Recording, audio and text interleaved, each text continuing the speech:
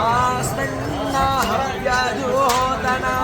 शावण्डाय ज्योतिषे कृतं देवद्भिरन्यनो कृतेन वर्तयामसे तन्मातरं पुरः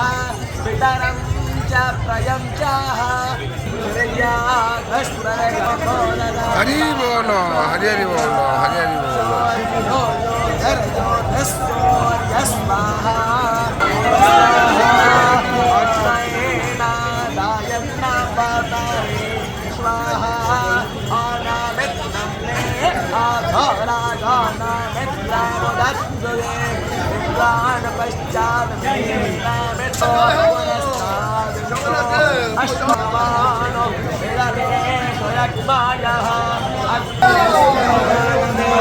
भद्रं पश्येम